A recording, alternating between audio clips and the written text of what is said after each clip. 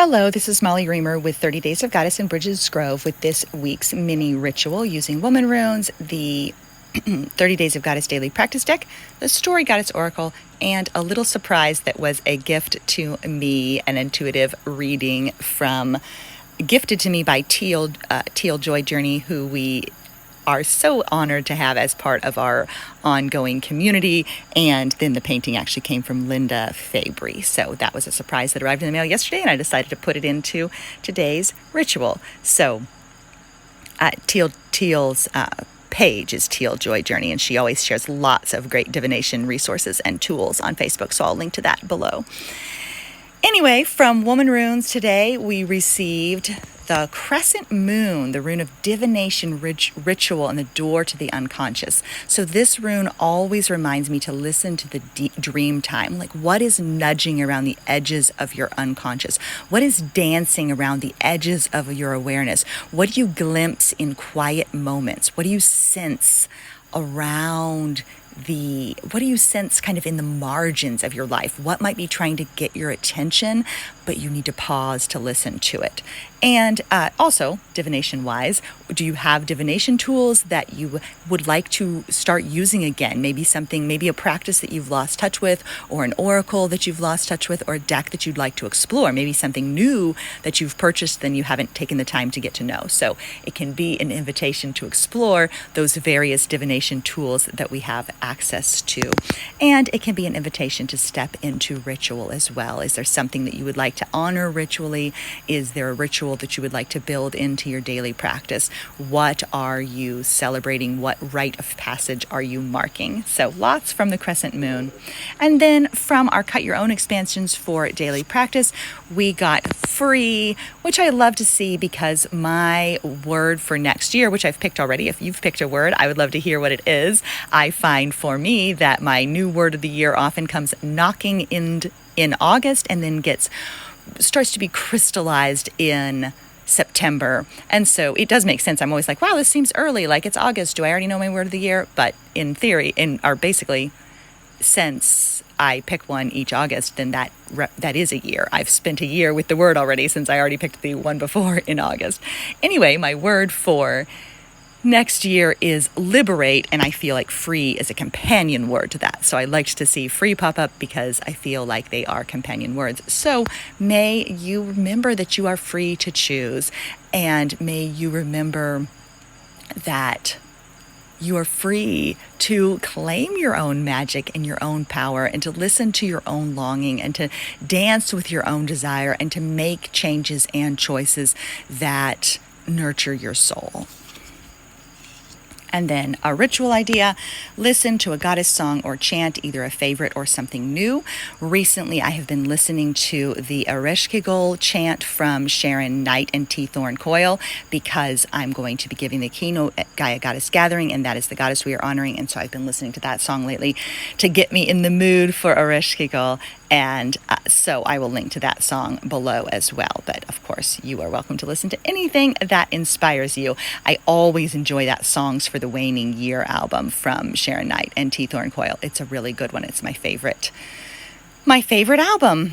And then let's see. Hecate is the goddess we received from the Story Goddess Oracle. And oops, I'm knocking my goddess down. I'm using my new little laptop desk that was a gift from my dad that I posted about in a different post. So I'm using that as the background today, but it is tipped to make it be a lap desk, and so the goddess is sliding off. So Hecate is our goddess for the week, and her poem is this: listen, I am the gatekeeper. You ask for directions, and I offer the keys for you to take your own path.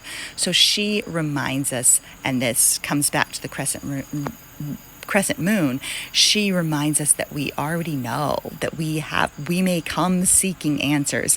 We may come seeking answers, but there is a wholeness within us. There is a center within us that already knows. Sometimes we're looking for permission to be free, or we're looking for the freedom to claim what it is that we wish for, or to make the choice that we want to, that we know that we need.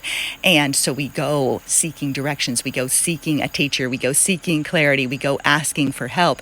And really what we need is time to listen to what we already know, because we already know, and we already know.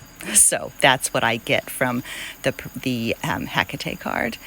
And then I'm going to go ahead and share the little intuitive painting. So she uses this painting tool this painting technique as kind of like a type of scrying, only she calls it paint gazing.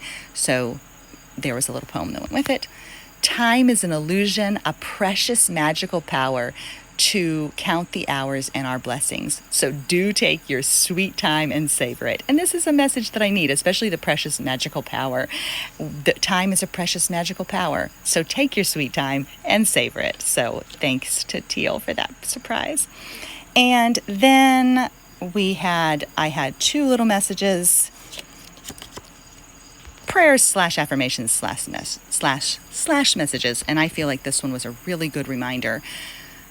I am heartened by all that manages to thrive I am heartened by all that manages to survive and thrive, how we are all here together inside the pulse of what is now. Let us integrate an understanding that we are all nature, all earth, all part of a great and wheeling whole. We do not need to find nature or connect with nature, for we are her, breathing, watching, and walking right now. And we could say the same for the sacred. I feel like the sacred and nature are the same, that we don't need to go out seeking the sacred. It's already here. It's already here.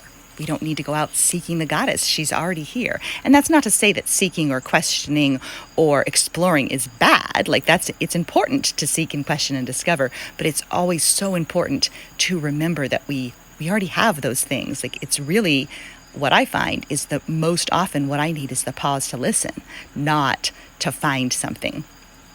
And then, ditto, on a related note, here's this one. To look at what there is to see right where you are, and seeing it as magical just as it is the most life-changing and world-renewing act of magic I know. To look at what there is to see right where you are and see it as magical just as it is the most life-changing and world-renewing act of magic I know. So may you listen this week, may you see, and may you remember that you are free. Thank you so much for being here. Keep living your magic. Bye-bye.